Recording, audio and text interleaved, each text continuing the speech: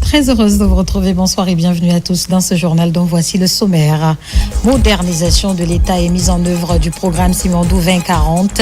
Le gouvernement guinéen poursuit des réformes en son sein. La loi organique L25 relative à l'organisation et au fonctionnement de l'administration publique a ce lundi été révisée en présence du ministre de tutelle. À suivre dans ce journal. Mobile World Congress à Barcelone, la Guinée multiplie les rencontres avec les experts du monde de la technologie et de l'innovation, une présence stratégique qui pourrait offrir de nouvelles opportunités au pays. Enfin, les travaux de bitumage de la voie urbaine de Mali sont lancés. L'initiative est accueillie avec ferveur chez les populations. C'est tout pour le sommaire. Encore une fois, bonsoir et bienvenue à tous dans ce journal que nous ouvrons par ces décrets. Décret des 2026-43 PRG SGG portant élévation à la dignité de général de brigade. Le président de la République, vu la Constitution, vu la loi organique LO 2025-42 CNT du 26 décembre 2025 fixant la liste des fonctions civiles auxquelles le président de la République nomme. Vu la loi L 2018-25 AN du 3 juillet 2018 portant organisation générale de l'administration publique. Vu la loi L 2019-4 AN du 4 septembre 2019 portant statut général des militaires. Vu le décret des 2026 5 PRG SGG du 26 janvier 2026 portant nomination d'un Premier ministre, chef du gouvernement, vu le décret des 2026 6 PRG SGG du 26 janvier 2026 portant structure du gouvernement, vu le décret des 2026 19 PRG SGG du 19 février 2026 portant attribution des ministères et secrétariats généraux appartenant à la structure du gouvernement, vu le décret des 2026-20 PRG SGG du 9 février 2026 déterminant les services de la primature des ministères et des secrétariats généraux appartenant à la structure du gouvernement décrète. Article 1er. Le colonel Éric François Lama, matricule 18176 G, est élevé à l'appellation et à la dignité de général de brigade. Article 2. Le présent décret qui abroge toutes dispositions antérieures contraires prend effet à compter du 1er juin 2026, sera enregistré et publié au journal officiel de la République. Conakry le 9 mars 2026, signé le président Mamadi Doumbouya. Décret des 2026-44 PRG SGG fixant le nombre de députés par circonscription électorale pour le scrutin législatif majoritaire uninominal et plurinominal du 24 mai 2026.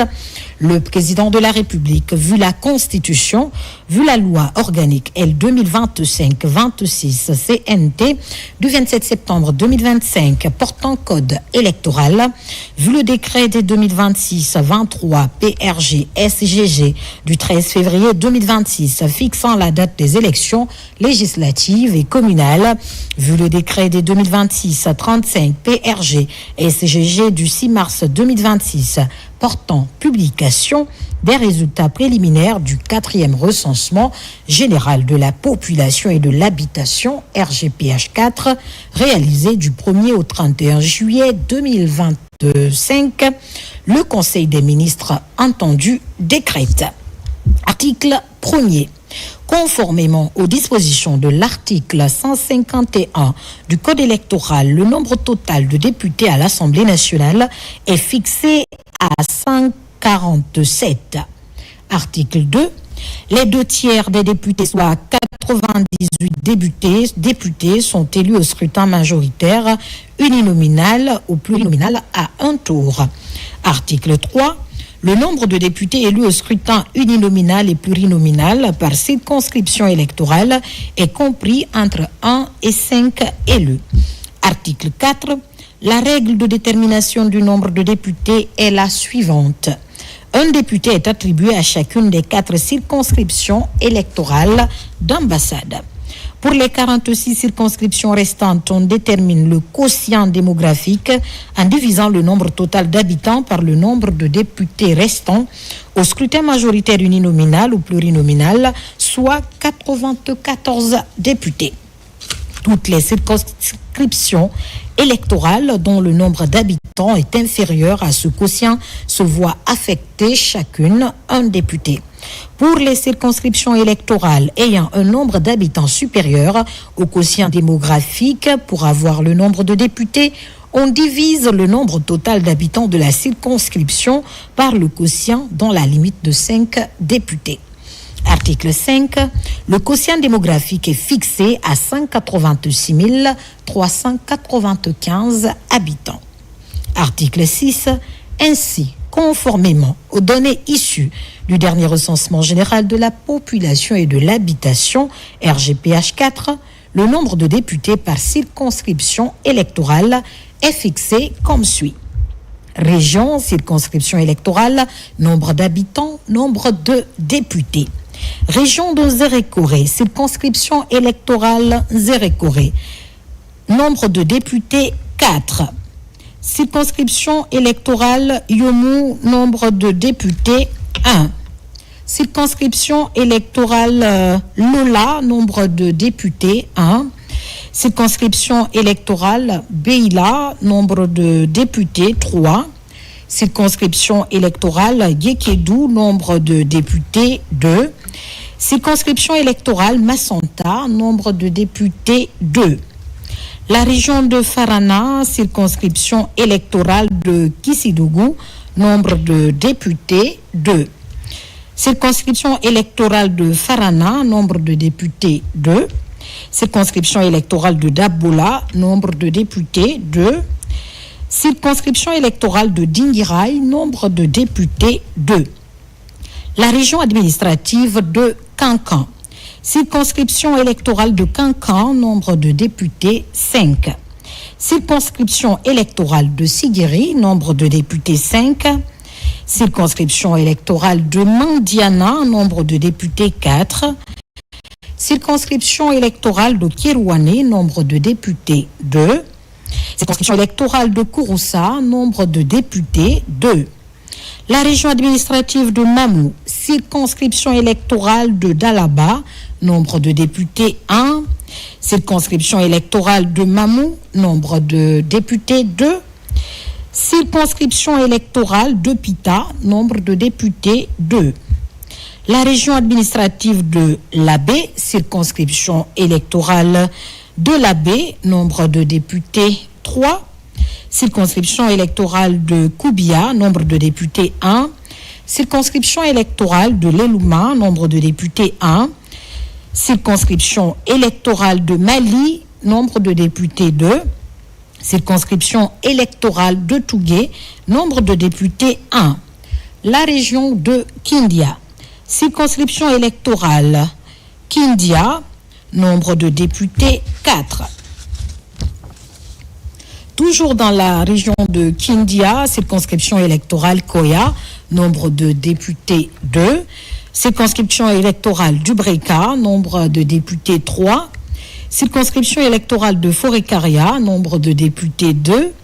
Circonscription électorale de Télimélé, nombre de députés 2. La région administrative de Boké, circonscription électorale de Boké, nombre de députés 4.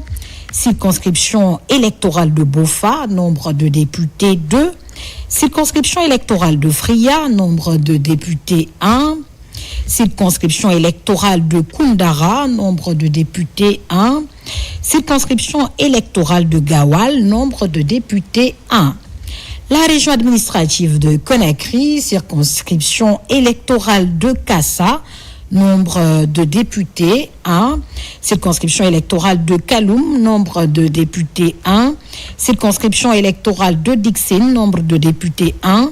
Circonscription électorale de Matam, nombre de députés 1. Circonscription électorale de Bessia, nombre de députés 3. Circonscription électorale de Matoto, nombre de députés 1. Circonscription électorale de Tombolia, nombre de députés 2. Circonscription électorale de Lambagny, nombre de députés 2. Circonscription électorale de Ratoma, nombre de députés 1. Circonscription électorale de Sanfonia, nombre de députés 2. Circonscription électorale de Kagwele, nombre de députés 2. Circonscription électorale de Sanoya, nombre de députés 2. Circonscription électorale de Manéa, nombre de députés 1. Ambassade et consulat, circonscription électorale. Europe, nombre de députés, autant pour moi, 1. Ambassade et consulat toujours. Asie, nombre de députés 1. Amérique, nombre de députés 1. Afrique, nombre de députés 1. Article 8. Le présent décret qui abroge toutes dispositions antérieures contraires prend effet à compter de la date de sa signature et sera enregistré et publié au journal officiel de la République. Conakry le 9 mars 2026, signé le président Mamadi Doumbouya. Nous poursuivons ce journal. Le groupe ivoirien Shiba Holding, un conglomérat spécialisé dans les secteurs de l'énergie et des infrastructures routières, ambitionne mettre son expertise au service du développement en Guinée. D'ailleurs, son président directeur général, Nidjabé Soro, a conduit une délégation à Conakry. Celle-ci a été reçue en audience par le Premier ministre Amadou Ouriba afin d'échanger sur les opportunités de collaboration. Monsieur Soro est au micro d'Ousmane Bangoura. Nous sortons d'audience avec son Excellence, Monsieur le Premier ministre, où nous sommes venus partager notre expertise avec son Excellence, Monsieur le Premier ministre, notre ambition d'accompagner le Premier ministre auprès de son Excellence, Monsieur le Président de la République, dans son ambition grand pour une grande Guinée.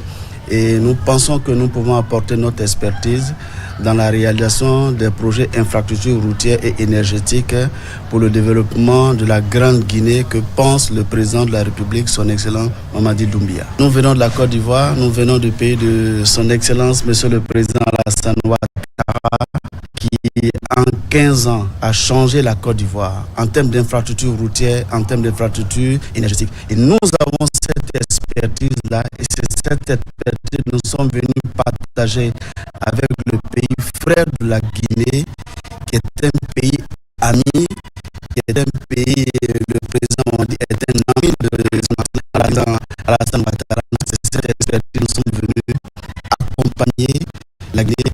Nous, il a été très réceptif et très content de voir que la Guinée reste un pays frère comme la Côte d'Ivoire, parce que ça surpris de voir des Africains qui ont appris sur le développement africain.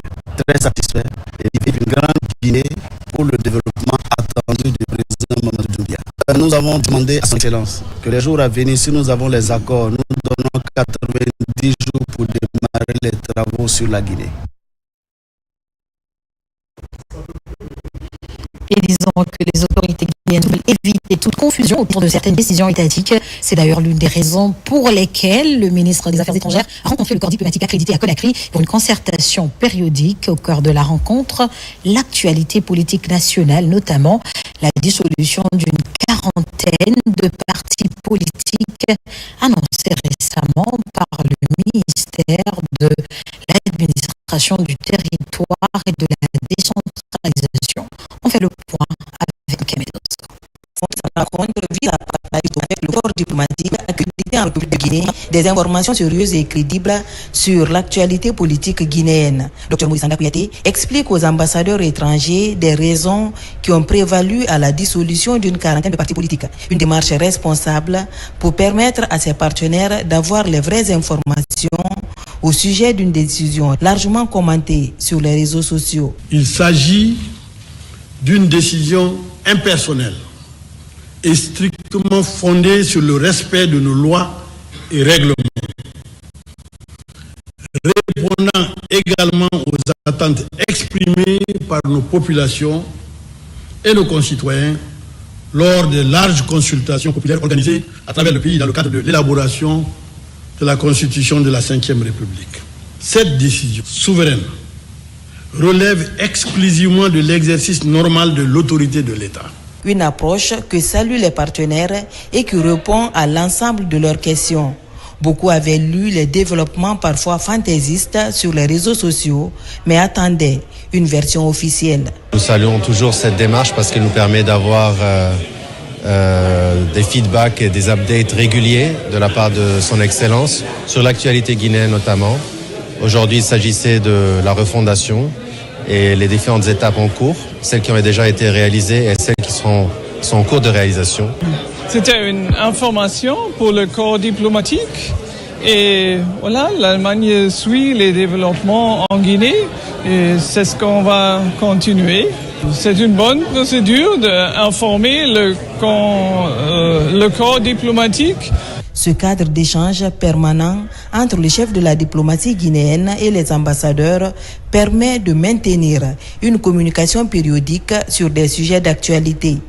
Les deux parties ne veulent pas laisser de place aux rumeurs pour mieux renforcer les relations de partenariat. Nous avons toutefois tenu à vous informer par courtoisie diplomatique et par esprit de transparence. Vous qui avez accompagné la Guinée et qui continuez à accompagner la Guinée durant ces 4 dernières années exigeantes et déterminantes pour l'avenir de notre nation. Nous ne voulons pas vous laisser puiser vos informations sur les réseaux sociaux. Lorsque l'État prend une décision, il est de notre devoir de vous en informer en tant que partenaire agréé en Guinée. Nous sommes maintenant sur la refondation politique. Nous avons inversé. Vous vous souvenez très bien, mesdames et messieurs, Excellences, qu'au début de la transition passée, c'était élection, élection, élection, élection. Quand est-ce que vous faites l'élection? Quand est-ce que vous faites l'élection? L'élection. Mais nous avons choisi autre chose sous le leadership du président de la République. Nous réconcilier, trouver le bonheur, ouvrir la voie pour le bonheur pour notre population et ensuite parler de politique. Donc nous sommes à la 3e phase. C'est ce qui se fait aujourd'hui. Lorsqu'on a demandé aux partis politiques de présenter la situation, lorsqu'il y a eu des inspections dans les sièges des partis politiques, c'est de la refondation. Lorsqu'il a été donné des délais aux partis politiques de se mettre en règle, c'est ça la refondation. Et on est arrivé à la 3e phase où ceux qui ne sont pas en règle doivent être dissous. C'est une décision souveraine de l'État guinéen. Le ministre a rappelé aux ambassadeurs étrangers qui sont accrédités auprès de la République de Guinée et non auprès de Facebook. Une façon de les inviter à toujours se renseigner à la source pour éviter amalgame et malentendus. À présent, cet élément qui vient de nous parvenir au Palais Mohamed V, le président de la République, Mamadi Doumbouya, a ce lundi présidé la cérémonie de port de galon et de prestation de serment de nouveaux généraux et hauts cadres promus. Le chef de l'État a donné des orientations claires et précises avant de leur prodiguer d'utiles conseils. Oumar Bari pour en savoir plus. Réinvesti de la confiance du président de la République, son Excellence Mamadi Doumbouya, plusieurs hauts cadres civils et militaires récemment promus ont été reçus ce lundi 9 mars 2026 au palais présidentiel Mohamed V, où ils ont participé à la cérémonie de port de galon aux nouveaux généraux de brigade, suivie de la prestation de serment des autorités civiles et militaires concernées par cet événement. Parmi ces personnalités figuraient le Premier ministre chef du gouvernement Amadou Ouriba, le ministre secrétaire général de la présidence, le général de corps d'armée Amara Kamara, le ministre directeur de cabinet de la présidence M. Djiba Diakité, ainsi que le conseiller principal du chef de l'État, le docteur Bernard Goumou. Étaient également présents le ministre de la Défense nationale Aboubakar Sidiki Kamara, le ministre de la Sécurité et de la Protection civile, le général Ahmed Mohamed Ouri Diallo, le haut commandant de la gendarmerie nationale, directeur de la justice militaire, le général Bala Samoura, la haute hiérarchie militaire, ainsi que les officiers nouvellement élevés à l'appellation et à la dignité de général de brigade. À l'entame de cette séance, le président de la République a donné des orientations claires et précises avant de prodiguer d'utiles conseils à ses promus. Le président de la République a rappelé qu'il a pris la décision de les élever à l'appellation et à la dignité de général par décret présidentiel. Par cet acte, A-t-il souligné, la nation reconnaît un parcours marqué par l'engagement, le mérite et le service rendu à l'armée guinéenne. Cette élévation constitue également le point de départ de toute responsabilité au service du pays. Le chef de l'État a indiqué que les galons qu'il porte désormais ne représentent pas seulement un grade, mais incarnent avant tout la confiance de la nation et la lourde responsabilité qui en découle. Le président Mamadi Doumbouya a également insisté sur la portée de la fonction de général, qui va bien au-delà du simple commandement des hommes. Selon lui, être général, c'est porter l'honneur de l'armée, défendre la République et veiller en permanence à ce que la force reste au service du droit, de la discipline et de l'intérêt supérieur de la nation. Le chef de l'État a aussi souligné que par leur comportement, leurs décisions et leur sens élevé du devoir, ces officiers doivent, a-t-il ajouté, inspirer l'ensemble de la chaîne de commandement et contribuer au renforcement de la discipline et de la cohésion au sein de l'armée. Le chef de l'État a enfin rappelé que la véritable autorité ne se limite pas au pouvoir de commander, mais repose surtout sur la capacité à servir, protéger, montrer l'exemple et rassembler autour des valeurs républicaines. Pour conclure, le président de la République les a exhortés à porter ces galons avec dignité, courage et un profond sens de l'État en laissant guider leur engagement par l'honneur, la discipline et l'amour de la patrie. Par la suite, le chef de l'État a procédé au port des galons aux officiers généraux promus. Poursuivant la cérémonie, l'honneur est revenu au Premier ministre chef du gouvernement d'ouvrir la séance de prestation de serment devant le président de la République, suivi du ministre secrétaire général de la présidence, le général de corps d'armée Amara Kamara, et du ministre directeur de cabinet de la présidence, M. Djiba Diakité. À tour de rôle, les promus ont juré loyauté, fidélité et abnégation dans l'accomplissement de leurs missions respectives. Dans ce rituel, ces officiers se sont engagés à servir le pays avec dévouement et dans l'impartialité, conformément à la vision de son Excellence Monsieur le Président de la République, ainsi que dans le respect de la Constitution. Moi, Amadou Ouriba, Premier ministre, chef du gouvernement, m'engage à respecter scrupuleusement l'acte d'engagement sur l'honneur que je viens de signer. Je le jure. Acte d'engagement sur l'honneur. J'ai sous-signé, général de corps d'armée Amara Kamara, que dans mes fonctions de ministre secrétaire général de la présidence, promets et jure devant Dieu et sur mon honneur d'accomplir avec loyauté, fidélité et dévouement mes fonctions et charges d'État.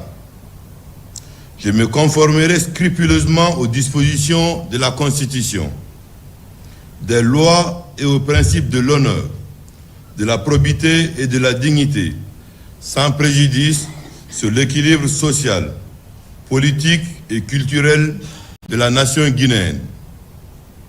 J'agirai avec responsabilité et toujours demeurerai dans l'esprit et conforme aux orientations du président de la République, en tout lieu et en toutes circonstances.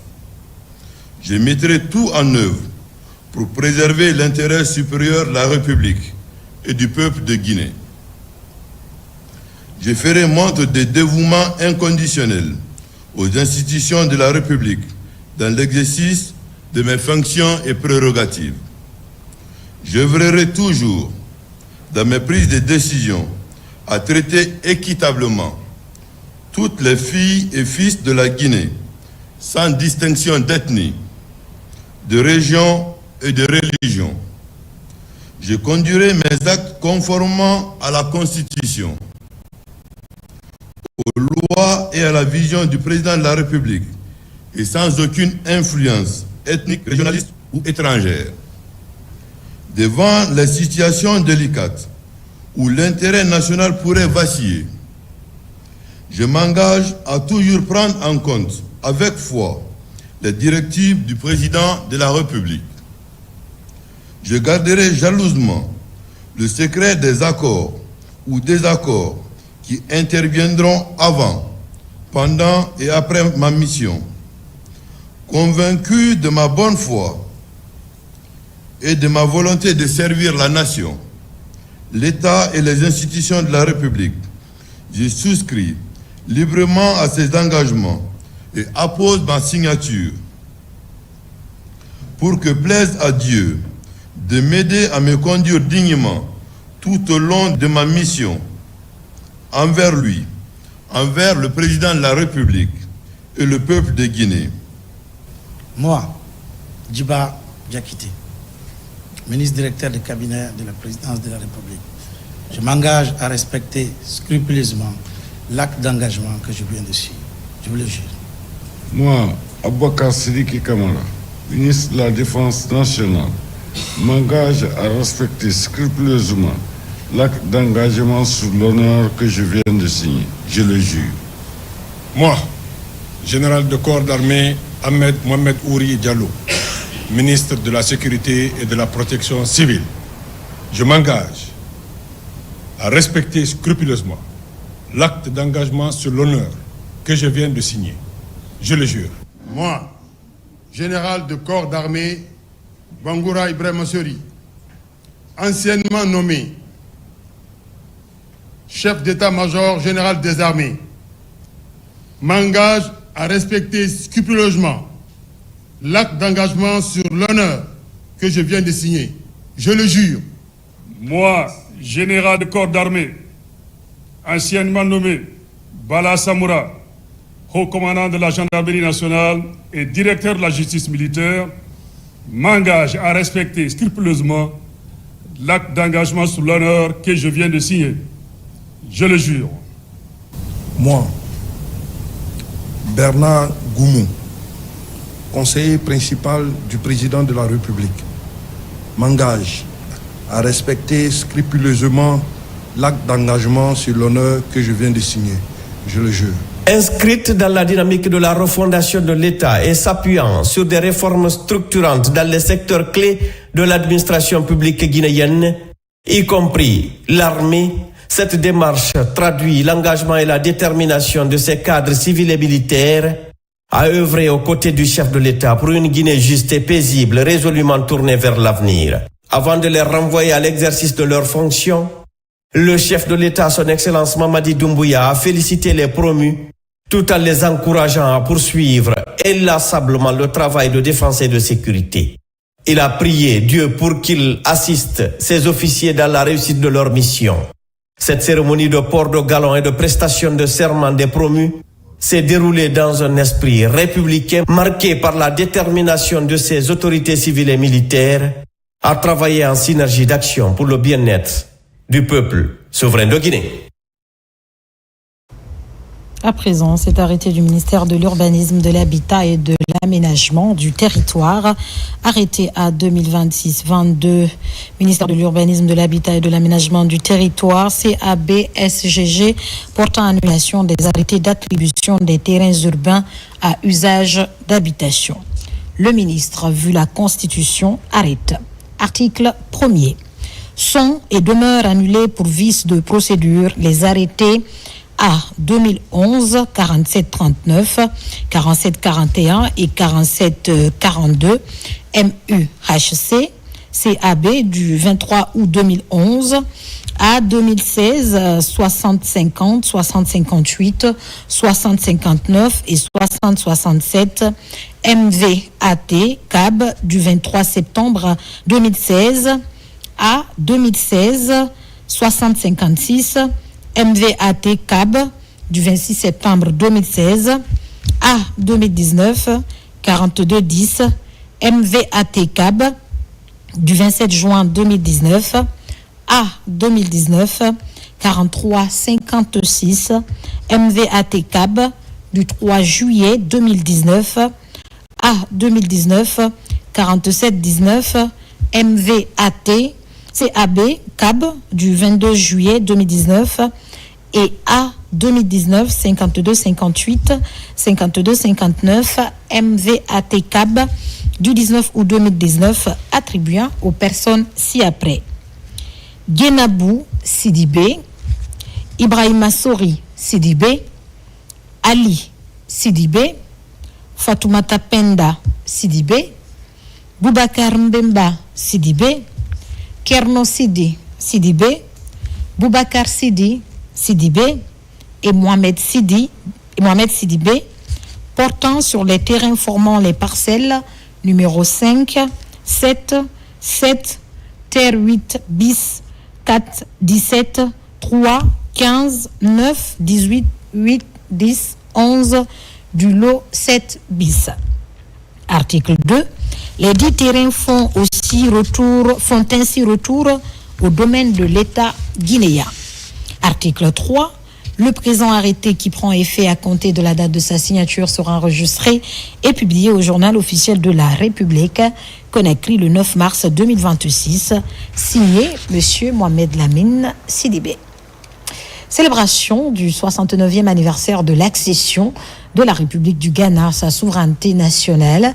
La cérémonie a été organisée par son ambassade à Conakry pour renforcer les liens historiques entre Accra et Conakry. Compte rendu Mikine Moussa Kamara, Abdoulaye Diallo.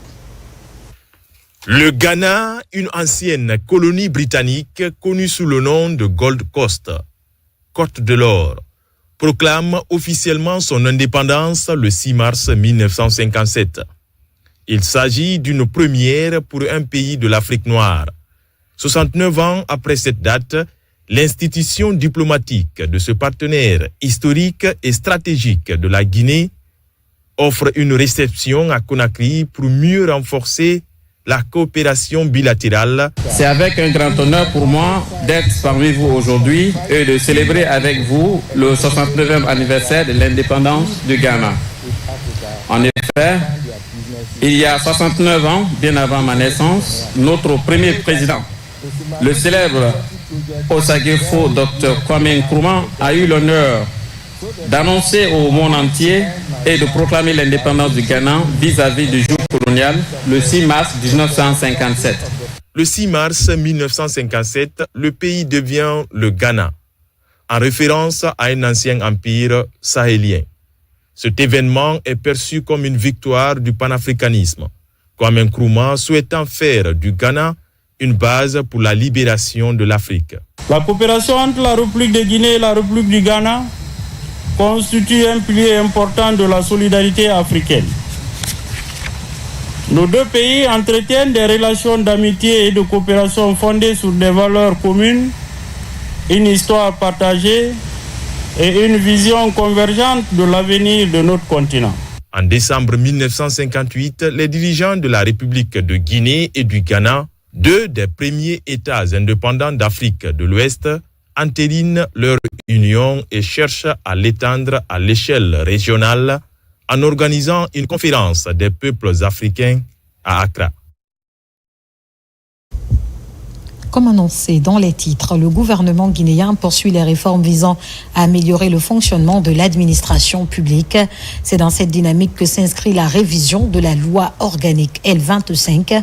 Les travaux sont relancés ce lundi, une cérémonie présidée par Faya François Borono, ministre de la modernisation, de l'administration et de la fonction publique. Mamadi Terna Kamisoko, Mohamed Sherif Kamara.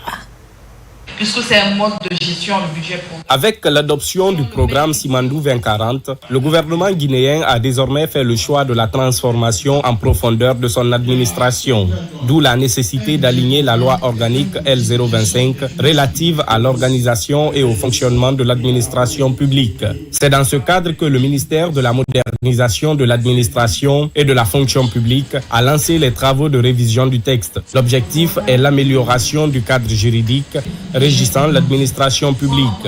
La révision de la loi organique portant organisation et fonctionnement de l'administration publique figure parmi les chantiers prioritaires à aborder au courant 2026. C'est dans cette perspective que nous avons entrepris les travaux de révision de la loi 0025 pour avoir une administration capable de s'adapter aux enjeux de développement portés par la vision Simandou 2040. Cette rencontre vise à recueillir les observations et contributions des différents acteurs institutionnels afin d'enrichir et d'améliorer le projet de texte élaboré par le Conseil national de la transition. En termes de résultats, renforcer l'efficacité, simplifier les procédures et mettre fin à la lourdeur administrative. Vu l'importance de ce travail, nous avons interagi avec des acteurs externes, notamment les conseils nationaux de la transition, qui avaient déjà aussi une initiative de proposition d'une loi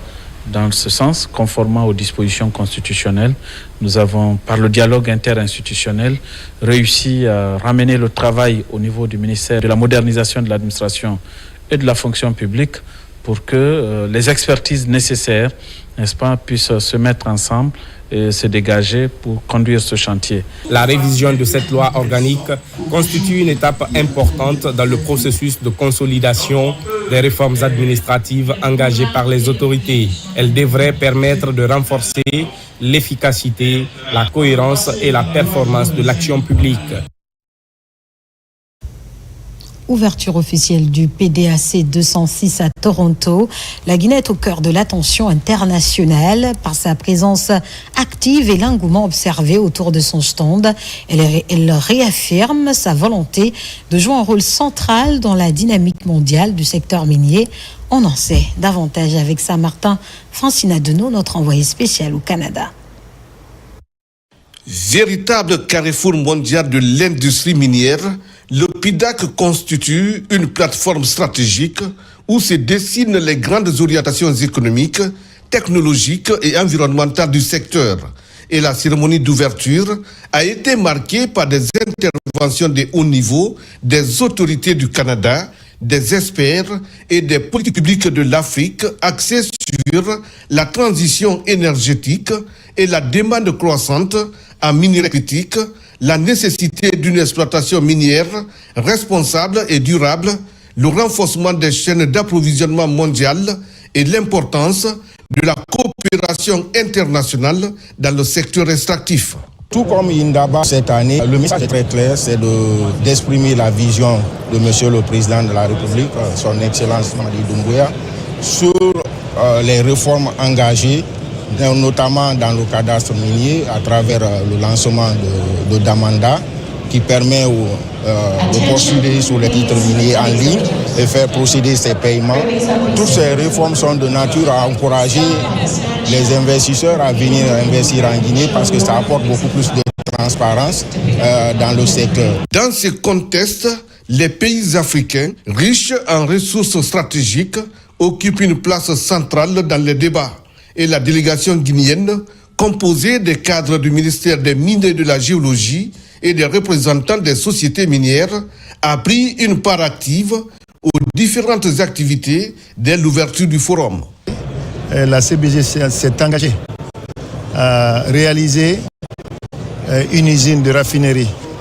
Donc, par rapport à cela, il fallait venir au moins rencontrer des investisseurs qui seront potentiellement intéressés par rapport à ce grand projet. Les autorités guinéennes se sont engagées à faire de la Guinée une destination économique. Donc pour nous, ambassade, il était question de venir ici participer à ce PDAC pour redynamiser un peu la coopération entre la Guinée et le Canada. Donc aujourd'hui, participer à cet événement pour la Guinée, c'est une occasion pour créer des contacts entre les institutions canadiennes et les institutions publiques guinéennes. Mais aussi de montrer que la Guinée actuellement cherche à dynamiser son économie, mais aussi marquer sa présence dans les grands événements tels que le PDAC.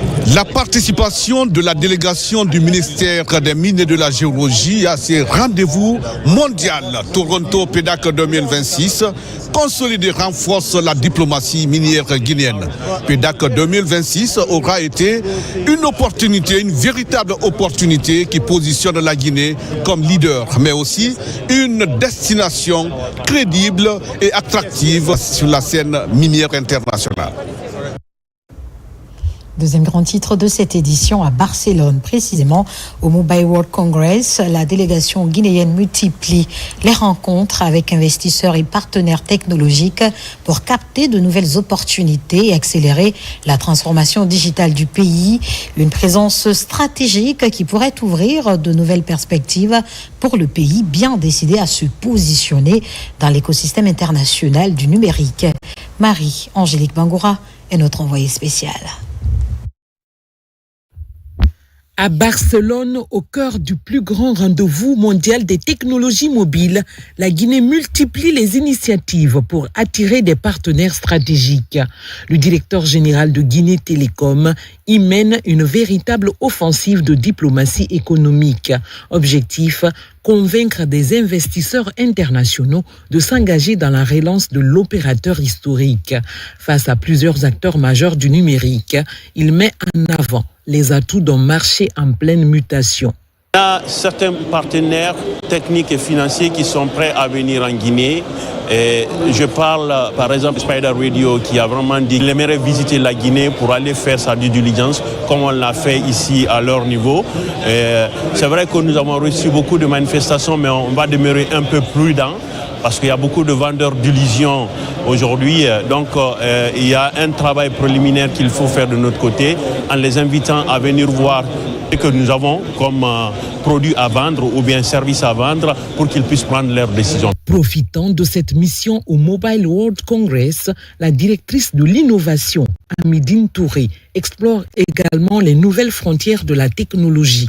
Sur le stand d'un partenaire suisse, elle découvre des outils nanospatiaux de dernière génération. Nous avons eu l'opportunité sur ces dernières journées de rencontrer des acteurs engagés dans l'écosystème d'innovation, allant du Conseil européen de l'innovation aux start-up, en passant par des entités comme Cosmos aujourd'hui, qui nous accueille sur son stand.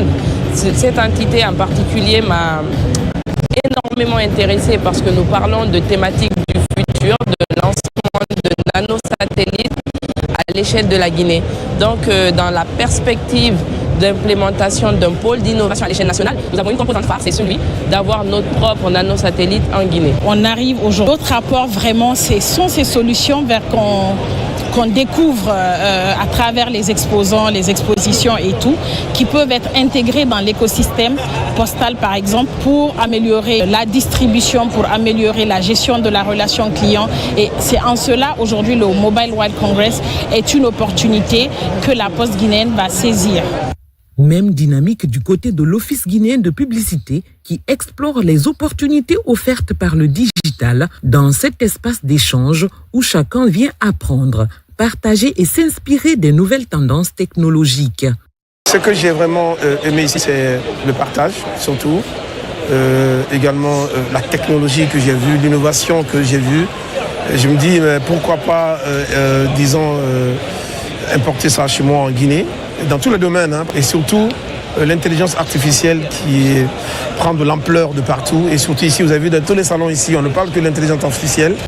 Dans les allées du salon, la présence de la Guinée ne passe pas inaperçue. La délégation guinéenne fait vivre son stand avec une touche d'hospitalité et de convivialité typiquement guinéenne. Parmi les visiteurs, plusieurs Guinéens de la diaspora saluent cette participation nationale à un événement offert par cette grande messe mondiale de la technologie, ici, à Fira Gran Via, à Barcelone. À présent, ce communiqué de la Direction générale des élections, communiqué relatif au dépôt des dossiers de candidature aux élections législatives et communales du 24 mai 2026. La directrice générale des élections, DGE, informe les partis politiques, les listes des candidats indépendants et les candidats uniques que le dépôt des dossiers de candidature aux élections législatives et communales du 24 mai 2026 est ouvert du 20 mars au 29 mars 2026 de 9h à 18h. Les candidatures sont déposées pour le scrutin législatif de liste nationale à la représentation proportionnelle au siège de la Direction générale des élections, CISA Cameroun, commune de Dixine, Conakry.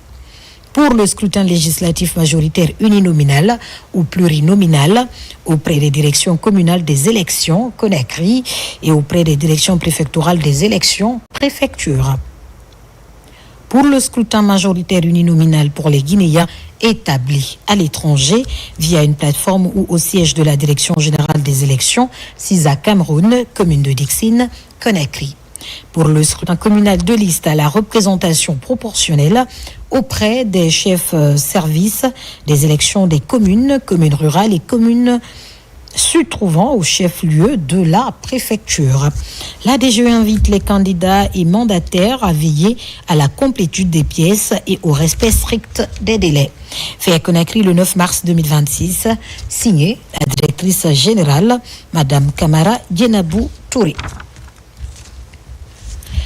Décision numéro D 2026-10 MATD DGE fixant le montant de la caution à verser par les candidats ou listes de candidats et le plafond des dépenses de campagne pour les élections législatives et communales du 24 mai 2026.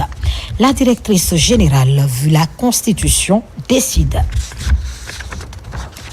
Article 1er. Montant de la caution. Conformément aux dispositions de l'article 275 du Code électoral, le montant de la caution à verser par chaque candidat ou liste de candidats aux élections législatives et communales du 24 mai 2026 est fixé comme suit. Type d'élection, cautionnement. Législative, liste nationale, 300 millions de francs guinéens. Législative uninominale ou plurinominale, 100 millions de francs guinéens. Liste communale, 35 millions de francs guinéens. Article 2, dépôt de la caution.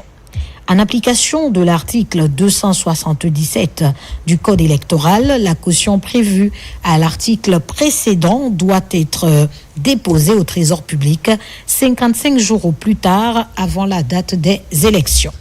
Les cautions sont versées dans les comptes spécialement ouverts à cet effet auprès des démembrements de la Direction générale des élections dont les numéros sont communiqués aux candidats ou listes de candidats prenant part aux élections législatives et communales du 24 mai 2026. Article 3. Plafond des dépenses de campagne. Le montant global des dépenses de campagne électorale est plafonné ainsi qu'il suit. Type d'élection, plafonnement, législative, liste nationale, 12 milliards de francs guinéens. Législative, uniplurinominale, 12 milliards de francs guinéens. Élection communale, liste communale, 7 milliards de francs guinéens. Article 4. Obligation du respect du plafond.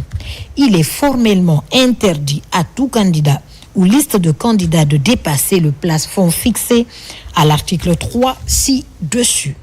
Toute dépense excédentaire constitue une violation des dispositions du Code électoral et expose son auteur aux sanctions prévues par la loi. Article 5. Fonds électoral et compte de campagne. En application des dispositions des articles 280 et 81 du Code électoral, chaque candidat ou liste de candidats prenant part aux élections doit constituer un fonds électoral destiné exclusivement au financement de la campagne.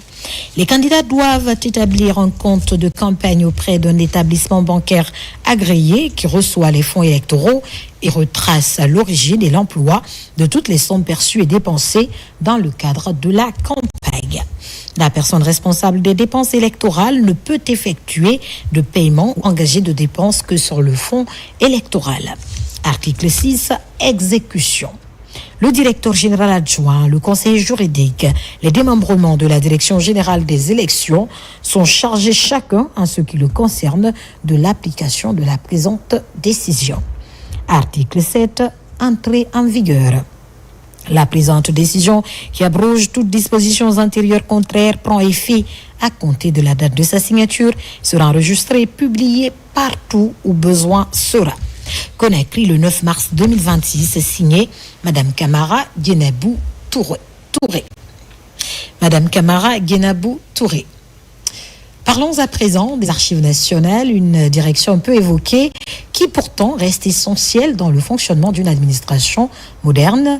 Pour inverser la donne, les professionnels se sont retrouvés pour discuter des défis, perspectives autour de la mise en place d'une politique nationale dans le domaine des archives.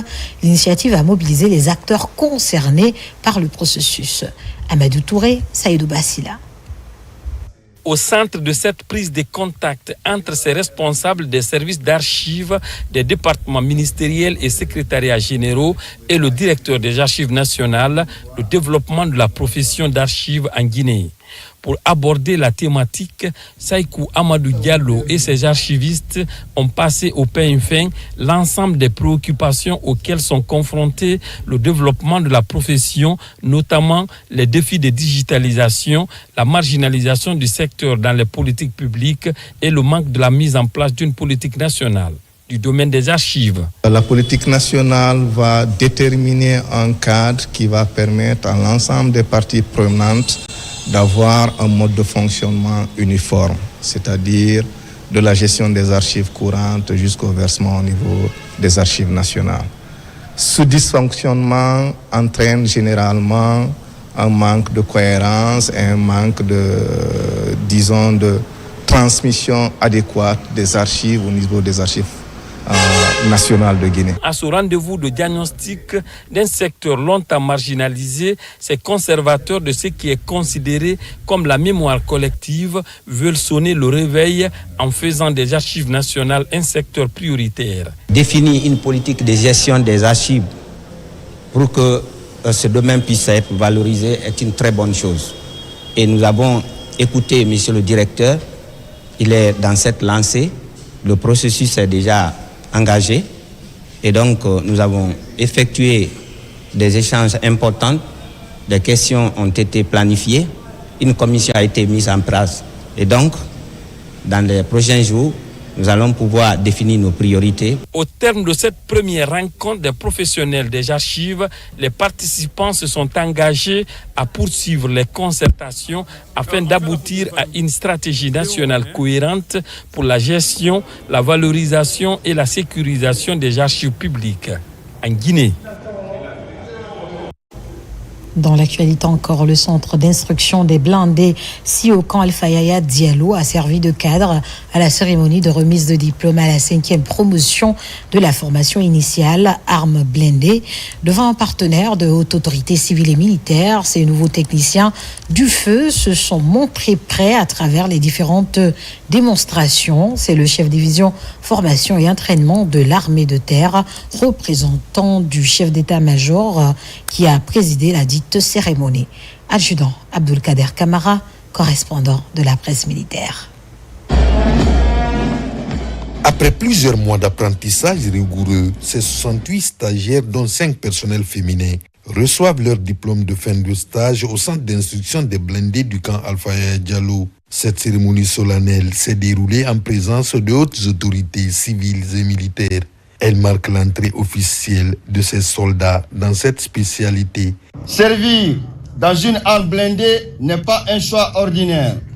C'est accepter d'être au cœur de la manœuvre, au point de rupture, là où la décision se prend en quelques secondes. Partout où vous serez déployé, vous portez non seulement votre uniforme, mais aussi la réputation de votre école et de vos instructeurs. Avoir ce certificat, ce n'est pas simplement un papier, mais ce que ça représente. Ça veut dire tout simplement qu'on a acquis des connaissances ici, nous permettant d'agir sur le terrain et de répondre aux attentes ici assignées par le second supérieur. Durant 10 mois, ces hommes et femmes ont suivi un programme d'instruction intense, répondant aux standards de la cavalerie blindée. Cette journée marque un moment important dans votre parcours. Le FIAB que vous venez de terminer n'est pas une simple formalité.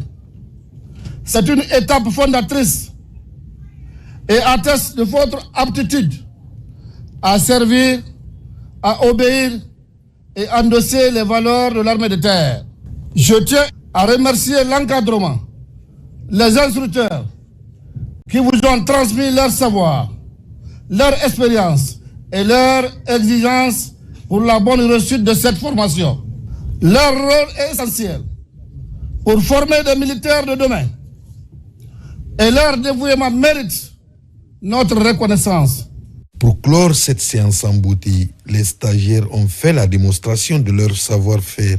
Au programme, un exercice de rapidité en démontage et remontage d'armes collectives, suivi d'une manœuvre tactique blindée, une mise en situation réelle qui prouve la maîtrise des compétences acquises sur le terrain durant cette formation.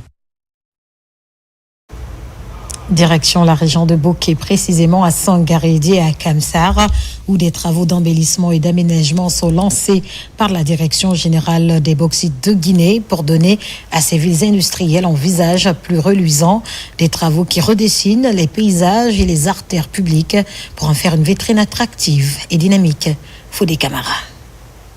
Fidèle à son slogan, faire plus que de la bauxite, la compagnie des bauxites de Guinée cultive la politique de l'aménagement et de l'embellissement jusque dans ses jardins.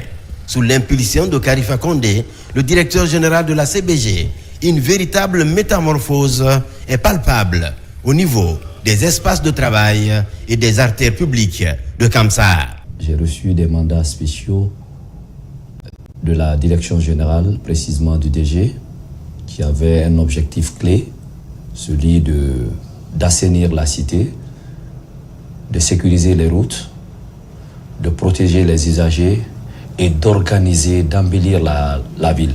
Nous allons aménager toute la cité de Kamsar et ensuite partir à Sangaredi aussi, faire les mêmes travaux à partir de Sangaredi aussi. L'entrée des différentes directions fait aussi peau neuve. Les façades et les halls d'accueil ont aussi bénéficié d'un aménagement digne du nom. Un aménagement reflétant le désir de toute une cité industrielle de changer de visage. On appelait Kamsar Petit Paris. Aujourd'hui, cette image encore est en train de revenir. Quand vous voyez la voirie urbaine, quand vous voyez la ville, comment c'est l'assainissement, l'embellissement de la ville, c'est l'arrivée de nouveau directeur, M. Karifa Condé, que depuis son arrivée, qui est en train de faire beaucoup de choses dans beaucoup de domaines, chacun le sait. Aujourd'hui, Kamsar, quand vous voyez la cité même, où on voyait les salubrités dans les caniveaux, ça ne se voit plus, où on est en train de voir les avenues qui n'avaient pas de nom. Aujourd'hui, quelqu'un qui vient à Kamsar, il peut l'indiquer ton avenue à travers les plaques, avenue 13, avenue 20, avenue 50. Ça déjà, ça montre que Kamsar est en train de prendre une autre dimension. Cette volonté de rénovation s'inscrit dans une vision globale de performance et de bien-être au travail, dans un véritable esprit d'équipe.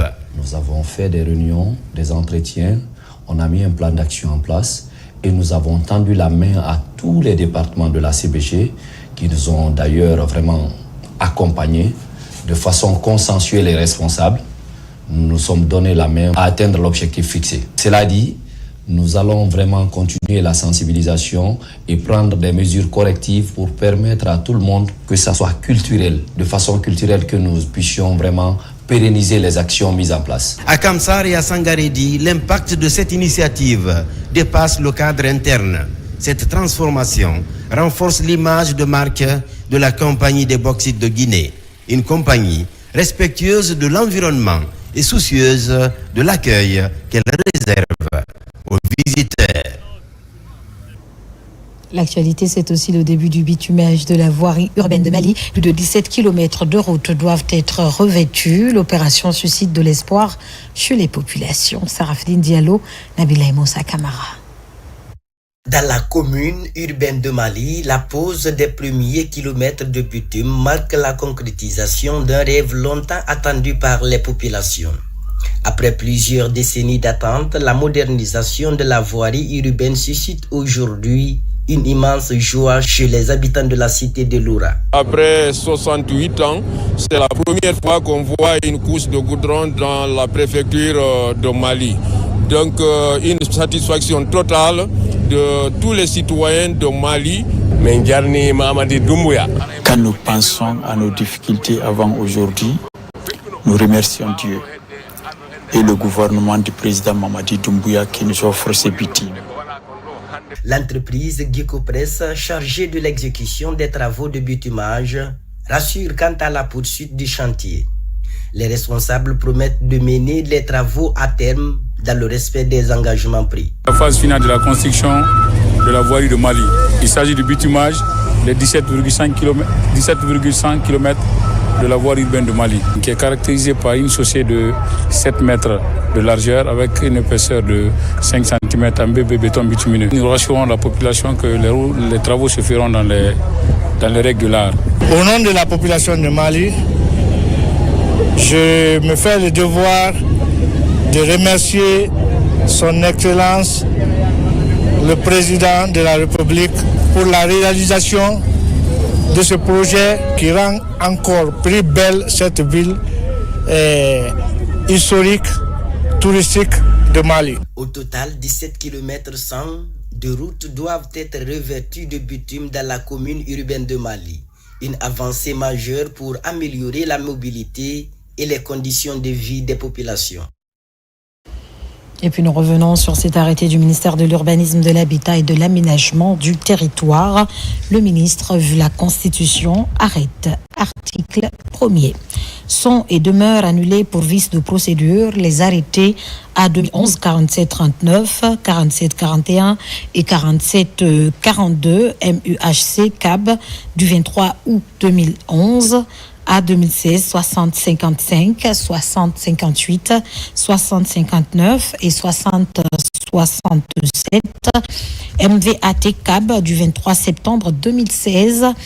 A 2016 6056, MVAT CAB du 26 septembre 2016. A 219 4210, MVAT CAB du 27 juin 2019. A 2019 4356, MVAT CAB du 3 juillet 2019.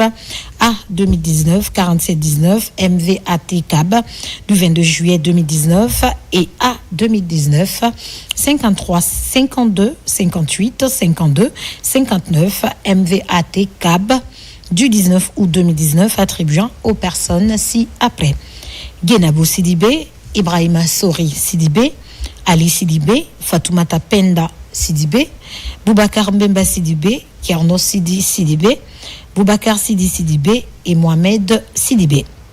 Pourtant, sur les terrains formant les parcelles numéro 5, 7, terre 8 bis 4, 17, 3, 15, 9, 18, 8, 10, 11 du lot 7 bis. Article 2. Les 10 terrains font ainsi retour au domaine de l'État guinéen. Article 3. Le présent arrêté qui prend effet à compter de sa date de signature sera enregistré et publié au journal officiel de la République. Conakry le 9 mars 2026. Signé M. Mohamed Lamine Si Savané. C'est cet élément, mesdames et messieurs, qui met fin à ce journal. Remercie à tous de l'avoir suivi.